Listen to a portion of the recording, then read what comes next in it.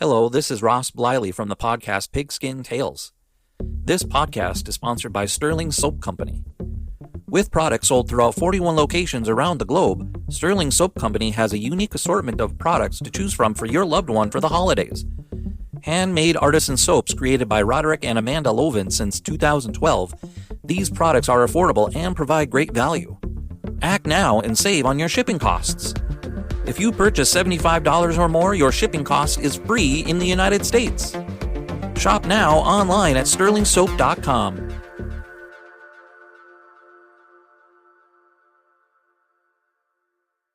Are you a hockey fan? Then you'll love Eric Zweig's new book, Hockey Hall of Fame True Stories 2. It's a treasure trove of untold tales, bizarre incidents, and captivating trivia that will leave even the most devoted puckhead astounded. The intense rivalries, epic showdowns, and historic clashes that shaped the NHL's early years, it's all in there. Zweig uncovers the true stories that helped shape the sport, ensuring that you will never look at hockey the same way again. Check out Hockey Hall of Fame True Stories 2 on Amazon or wherever fine books are sold. This podcast is part of the Sports History Network, your headquarters for the yesteryear of your favorite sport. You can learn more at sportshistorynetwork.com. Hello, sports fans, and welcome to another edition of Yesterday Sports on the Sports History Network. Today we're going to have part 2 of the 1981 AFC champion Cincinnati Bengals.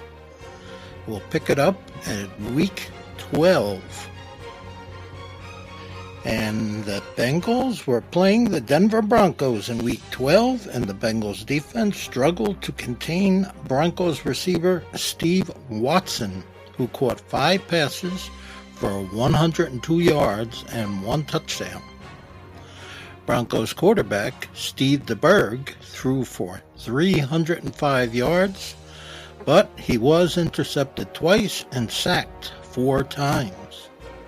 The Bengals limited the Broncos to just 68 yards rushing, and the Bengals offense had a standout performance. Pete Johnson opened the scoring with a 39-yard touchdown run. Later in the game, running back Charles Alexander added a touchdown with a 65-yard reception. Dan Ross caught 7 passes for 123 yards, while Pete Johnson rushed for 99 yards and contributed another 46 receiving yards. Kenny Anderson, who didn't have one of his better games against the Rams, reaped rewards in this game. Anderson completed 25 of 37 passes for an impressive 396 yards, with 3 touchdowns and no interceptions. The Bengals won comfortably, 38-21. The Bengals defense didn't play well in their Week 12 win over the Browns, allowing 349 yards. But they did sack Browns quarterback Brian Sipe 5 times and recovered 3 fumbles. Offensively, Ken Anderson had another big day, completing 26 of 32 passes for 235 yards with 4 touchdowns and no interceptions. Behind some excellent blocking, led by tackle Anthony Munoz, Pete Johnson rushed for 105 yards on 21 carries. Johnson also scored 2 touchdowns and added another 37 yards receiving. Chris Collinsworth gave the Bengals an early 14-0 lead with a 39-yard touchdown reception, and the Bengals never looked back, cruising to an impressive 41-21 victory. It was the team's 5th win in a row, improving their record to 10-3. The Bengals were due for a letdown, which came against the 49ers in Week 14 on a cold December day in Cincinnati. The 21-3 score was somewhat misleading. Both teams had 24 first downs. The Bengals totaled 345 yards, while the 49ers had 325 total yards. However, the Bengals turned the ball over 6 times, and the 49ers capitalized on those mistakes. Ken Anderson left the game with an injury in the third quarter, but he wasn't having one of his better days, throwing for only 97 yards with 2 interceptions. While the Bengals offense wasn't overpowering in a 17-10 win against the Steelers, they did enough to get the job done. Their defense limited Pittsburgh to only 14 first downs and 207 total yards. The Bengals traveled to Atlanta for the last game of the regular season. The wind chill was 11 degrees, but it didn't hinder Chris Collinsworth, who caught 5 passes for 128 yards, including a 74-yard touchdown. Running back Archie Griffin scored on an 18-yard touchdown run, and the Bengals triumphed 30-28. Their 12-4 record was the best in the AFC, giving them home field advantage in the playoffs. Pete Johnson, Chris Collinsworth, Anthony Munoz, and Ken Anderson were selected for the Pro Bowl. Munoz also earned a spot on the All-Pro team, as did Anderson, who received the prestigious award of the 1981 NFL MVP. Their first opponent was the Buffalo Bills, whom the Bengals had defeated in Week 4. However, it took a field goal in overtime to clinch that victory. The playoff game was similarly intense, as the Bills once more challenged Cincinnati fiercely. The Buffalo defense sacked Kenny Anderson 4 times. Yet he finished the game with a passer rating of 111.6. With the score tied at 21 in the fourth quarter, Anderson connected with Collinsworth for a 16-yard touchdown, securing the win 28-21. The Bengals were 1 win away from their first AFC title in team history. Their opponent was the San Diego Chargers, whom the Bengals had easily defeated in Week 10. But the Chargers were on fire, winning 5 of their last 6 games, including a 41-38 playoff victory in double overtime against the Dolphins. Yet the Bengals had the perfect weapon to cool down the Chargers: the weather. The game time temperature was -9 degrees, with a wind chill factor of -32. The Bengals defense contained the high-powered San Diego passing game to 185 yards and forced 4 turnovers by the Chargers.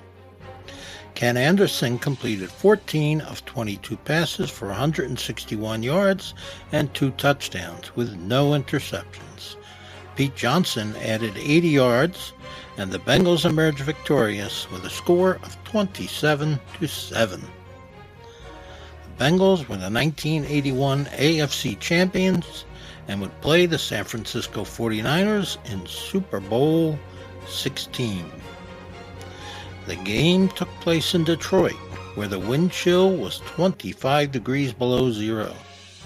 The extreme temperature made traveling hazardous, as the roads were a sheet of ice. However, the weather wouldn't impact the game since it was played in a domed stadium. The Bengals caught a break immediately when the 49ers fumbled the opening kickoff, but San Fran quickly regained possession with an interception, then drove 68 yards down the field to take a 7-0 lead. In the second quarter, Ken Anderson connected with Chris Collinsworth on the 49ers' 8-yard line, but Collinsworth fumbled, and San Fran recovered. The 49ers marched 92 yards for their second touchdown and added a field goal to make it 17-0.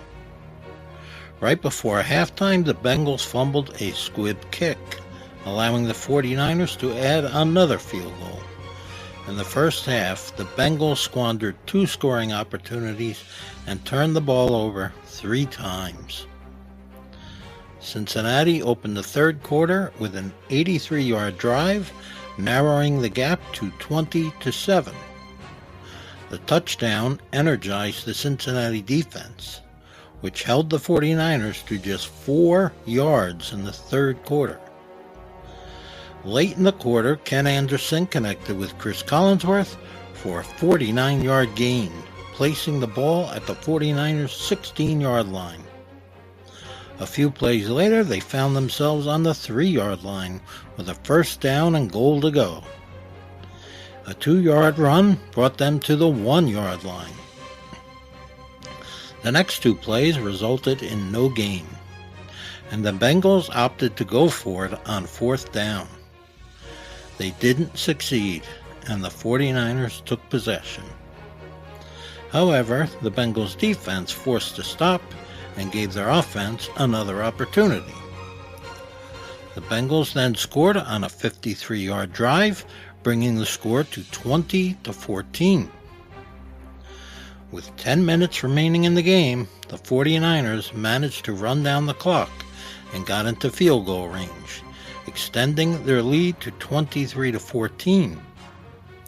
A second interception by the 49ers positioned them for another field goal, making it 26-14. With only 2 minutes left, the Bengals needed a quick touchdown to have any hope of winning. They scored the touchdown, but it consumed almost the entire 2 minutes.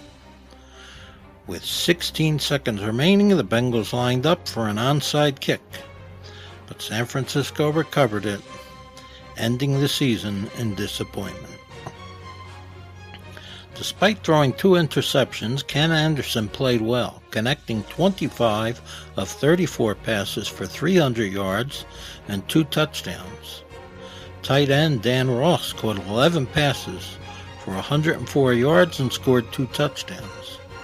The Bengals outgained the 49ers 356 yards to 275, but 4 turnovers and several missed scoring opportunities ultimately cost them. But despite the loss, the Bengals accomplished more than anyone could have imagined at the start of the season. 7 years later, the 2 teams met again in the Super Bowl, and the Bengals lost another close game, 20-16. Cincinnati captured its 3rd AFC title in 2021, but fell short once more in the Super Bowl, losing to the Rams 23-10. That will conclude our podcast for today. I hope you enjoyed it. Thank you, and God bless. This podcast is part of the Sports History Network, your headquarters for the yesteryear of your favorite sport. You can learn more at sportshistorynetwork.com. The heel gets the heat. The babyface gets the cheers. But the jobber gets, well, the job done. And speaking of jobbers, Barry Horowitz wasn't there to win titles. He was there to build them. By selling every move, every storyline, and every new star that stepped into the ring. He was the secret sauce. And now, he's the headline in his new book titled Wrestling is My Gimmick, My Life on the Wrong Side of the 3 Count. This memoir is a deep dive into wrestling's most underrated position and the man who made it an art form. Whether you're a fan of wrestling, a fan of sports history, or just love a great story, this book is for you. Again, that's Wrestling is My Gimmick by Barry Horowitz. Grab your copy today before the count strikes 3.